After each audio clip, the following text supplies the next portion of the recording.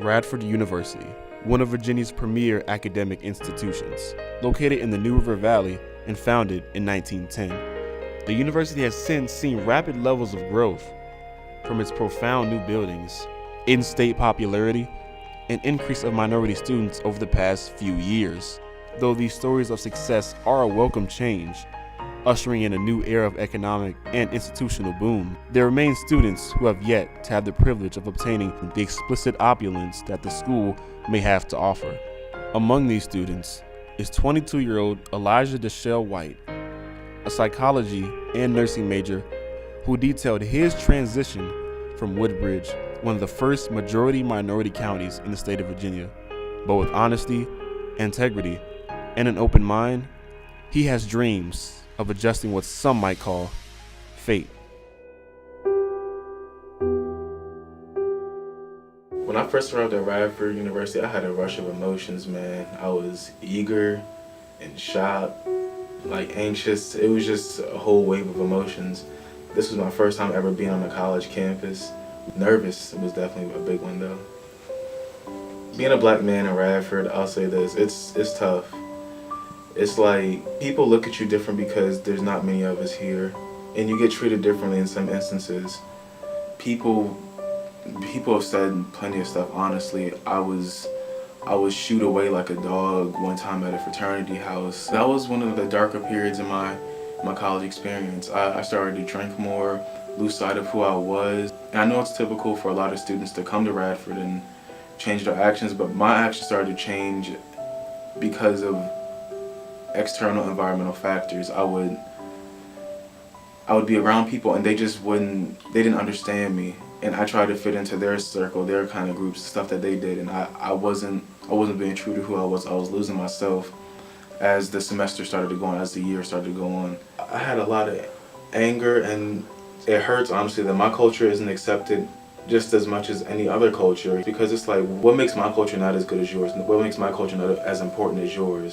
And that's the part that doesn't make sense to me.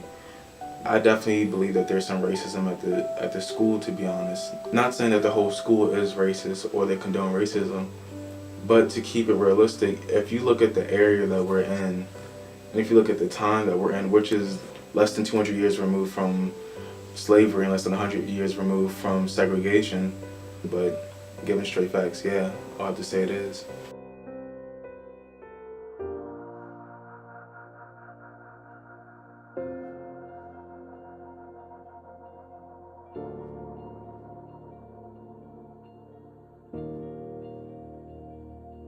"22-year-old senior Josue Torres is a major in social sciences. Hailing from the Northern Virginia area, his journey to Radford was never intentional. Bilingual, Latino, and a first generation, Josue has no choice but to carry the uniqueness of his culture.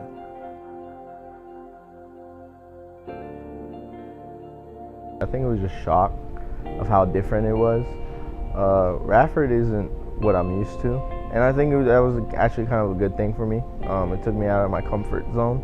I'm actually originally from Falls Church, and I moved to Alexandria, and then I moved to Woodbridge, so I'm more from an urban setting than Radford. Radford has been a drastic change. I haven't gone through any discrimination here at the university, but I've had people say ignorant statements, and I think it's just discouraging because I feel like a lot of those people don't go out to events here at the university, and a lot of times they don't want to broaden their horizons. I think what it is it's more hurtful when you know the world is expanding and you're just staying within your comfort zone, and at some point in time you're going to need to understand other people's cultures. There's been plenty of opportunities for people to come out and learn about Hispanic culture, about African culture, about any other culture, and I think a lot of people here at the university don't utilize that, and that becomes very discouraging. I just hope people tend to see that and tend to take advantage of those opportunities. The Latino population here in Radford has grown exponentially since I've arrived, and I know since a couple of my classmates have arrived, it's grown very, very large. When I first arrived, the problem was that I would meet a lot of Latinos, but a lot of them were like maybe third generation, second generation. A lot of them didn't know Spanish, or a lot of them just claimed they were Spanish, but they grew up very Americanized. Now today, I see a lot more kids are walking around. I can tell they're more from my area or from Richmond or 757. They're more aware of their culture. And from when I first started, I think there's a huge drastic change.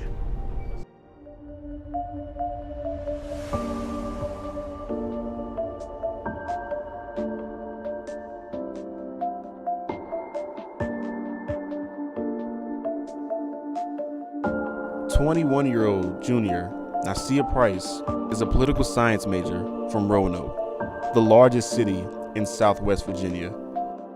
As a transfer student, she knows better than most what life is like to be a minority, on more than one front. She is an advocate, activist, and among other things, extremely passionate.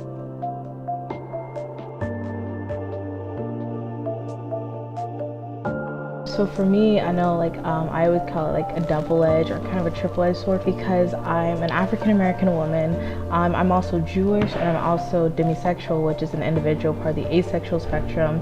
And they only feel sexual attraction after they get to know someone really, really well and have an emotional bond to them.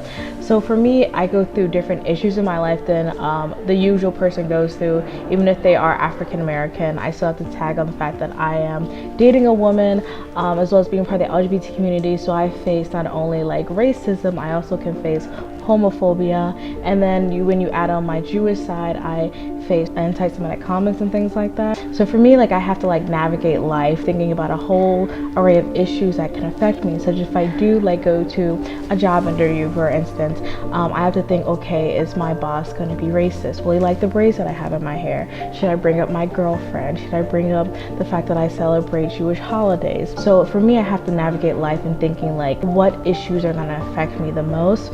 There's definitely a serious case. I was trying to get people to register to vote, and as I was asking this, these two white guys, if they wanted to register to vote, one of the guys spit on me, called me nigger, and then walked away. And then on top of that, really when it comes to discrimination, I know with the white LGBTQ plus community, my issues aren't really seen. A lot of times what they would like to do is they'll speak in very sassy language or African American vernacular English to try to relate to me more. So they'll try to put on this persona of a sassy black woman, when it's pretty racist in my opinion. Then the white LGBTQ plus community, I'm definitely seen as apart from them. I'm not a part of them. I'm not with them because, well, they really more to just talk about what they had for dinner, where they want to go see the movies and things like that. I'm let's talk about this bathroom bill and things like that. Let's talk about police brutality, and let's talk about trans women of color and how they're murdered at a rate that their life expectancy is only 35 years of age.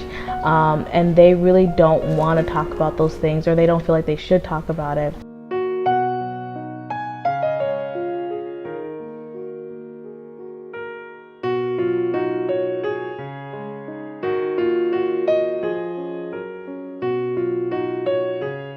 Well, I've had to learn a lot over the last 5 years. I think we can all say that it's been there's been some upheaval in society, and some of that's fallen right squarely on the shoulders of law enforcement, and whether deserve it or not, and that's a whole nother issue for us to talk about.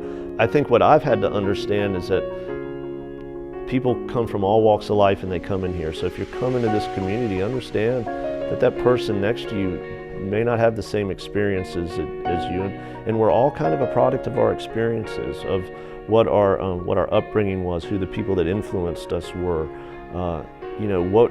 Just in my world, what was your interaction with the police in your home community? And a lot of that gets brought in, and then if somebody's different, you have to be able to embrace that. Reaching out is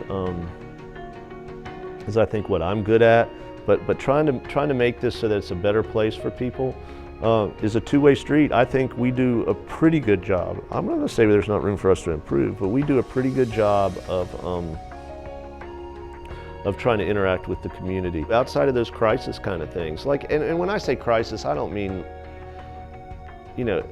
if something bad's happening to you, it may not be the worst crisis in the world, but it's a crisis to you.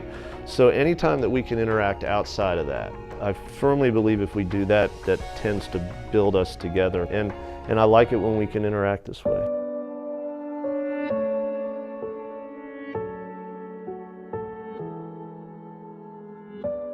You're connected to the Center for Diversity and Inclusion.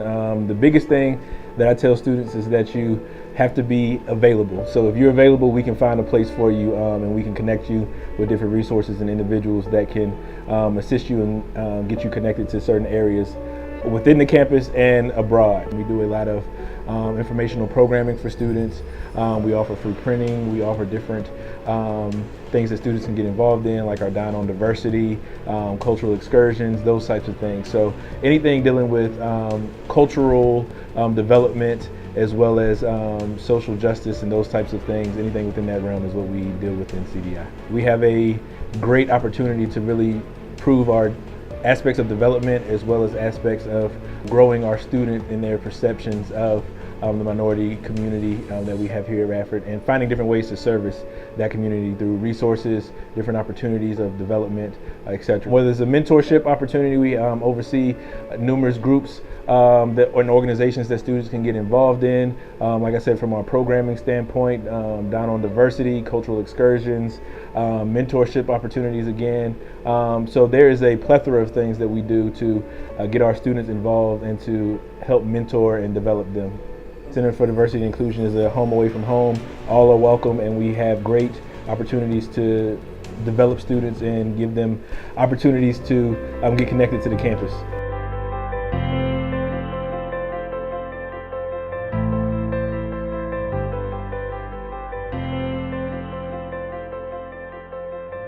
Oh my gosh, I've evolved like a 180. I would say I'm more of a positive person now. I'm more of a critical thinker. I'm more aware. Coming to Radford has just helped me grow, helped me evolve, because I've learned to persevere. I would definitely tell a younger self of mine when it came to transitioning is to like, don't be so eager to really look for an organization that fits everything about you, because you might not, and that's okay if you don't find that. I think coming to Radford has just taken me out of my comfort zone and pushed me to be a better person and to make me realize who I want to be in life. If you don't find something that is perfect for you, that just means that it's time for you to start your own group or organization, or for you to try to make a way for that to happen and really change that so it can be made possible. Radford has been really a lesson to me, because I've been through, certain struggles here, and, to have relationships with my professors and my dean and knowing, having resources that have helped me here, like FAFSA. People at FAFSA know my name now, I would also tell my younger self that to not stress so much about everything not being perfect, because you can really build up and work towards that. I felt like everything had to be perfect. There needed to be a QPOC community, there needed to be an inclusive like African American Jewish community, but that wasn't the case. And I used to always stress myself out about that, but once I realized like there's nothing that can be done about it, it's like, what can I do now? As long as you have time left on this earth, you still got time to do something. You can make a change, and I feel like that instead of just talking about it, we should start making changes. And if something's not right, I believe we all need to acknowledge that it's not right. To have these people here at this university that help me and to make sure I'm doing good so I can achieve higher things is really good. I think Radford has been a positive lesson for me in life, and I think I've learned a lot from here. Just know that you keep prospering, you keep growing, and don't let any negative energy try to hold you down. We would need a lot of help from whether it's white allies or straight allies to also really help us as well, to really make sure that this space is there. I think people get discouraged too fast, and I think them knowing that maybe something's not being done right and taking action towards that would actually be a lot more beneficial to them than them rather than just quitting and just giving up. Just know there's someone out there like you. There's someone out there who can help you. there's always going to be someone who can help you. It might not be in your immediate friend circle, it might not be in your immediate family, but there's always someone who can help you. There's always someone going through what you've gone through. So just don't be afraid and know that you have help somewhere. There's plenty of resources on Radford's campus. Someone can help you. So I really would like allies to really step up more.